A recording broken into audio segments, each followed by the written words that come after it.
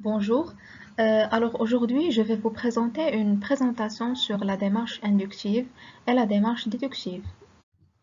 Dans cette présentation, on va suivre le plan suivant. On va tout d'abord commencer par la démarche inductive, sa définition, ses étapes et ses avantages. Et ensuite, on va voir la démarche déductive. On va voir sa définition, ses différentes étapes, ses différents avantages et aussi ses inconvénients. Comme nous savons déjà que l'enseignement est une entreprise complexe qui nécessite une réflexion approfondie sur les méthodes pédagogiques adaptées. Deux démarches fondamentales, l'inductive et la déductive, émergent au sein de cette réflexion, chacune offrant des perspectives uniques sur la manière dont les connaissances sont présentées et assimilées. Dans cette partie, je vais explorer ces deux démarches, c'est-à-dire l'inductive et la déductive, qui enrichissent l'expérience éducative tout en mettant la lumière sur leurs différences et leurs avantages respectifs. Commençons tout d'abord par la démarche inductive. Alors, la démarche inductive est une méthode d'enseignement, d'apprentissage ou de raisonnement qui consiste à partir d'observations spécifiques et de faits particuliers pour tirer des conclusions générales. C'est un processus où l'on passe d'exemples concrets à des principes plus larges, c'est-à-dire, dans la démarche inductive, on passe du particulier vers le général. On passe maintenant aux différentes étapes de la démarche inductive. Alors, la première étape, on a étude d'une situation expérimentale particulière. Alors, dans cette étape, l'enseignant propose à ses élèves d'étudier des situations expérimentales particulières à partir desquelles ils vont reconstruire dans un esprit de découverte quelques éléments choisis d'une théorie. Et pour la deuxième étape, on a résultats et généralisation.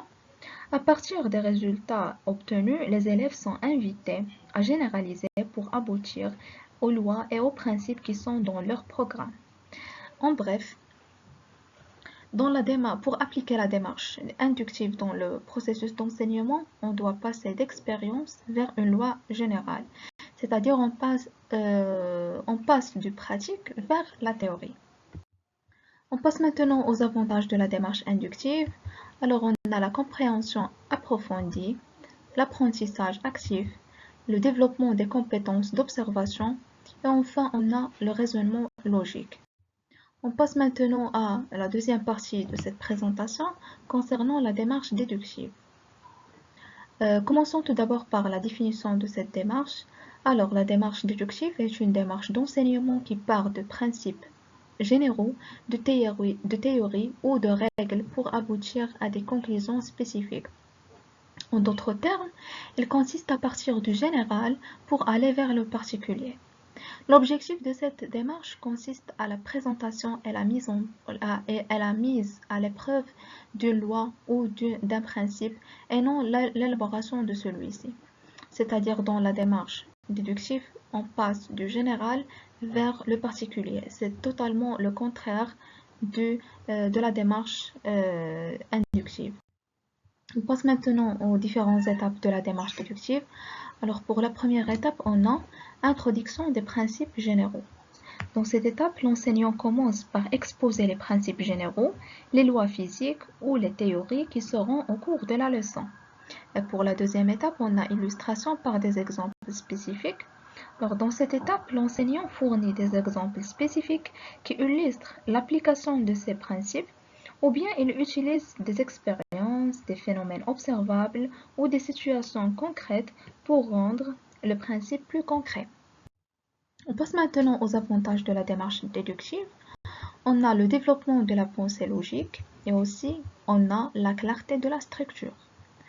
Car la démarche déductive présente une structure qui est très claire et très simple. On passe maintenant aux inconvénients de la démarche déductive. On a le manque de la créativité et on a aussi le manque de contextualisation. On passe maintenant à la conclusion.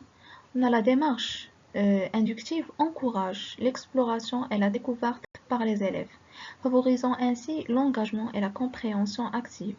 Cependant, la démarche déductive peut être utile pour enseigner des concepts qui sont complexes en partant de principes fondamentaux, offrant une structure claire pour l'apprentissage.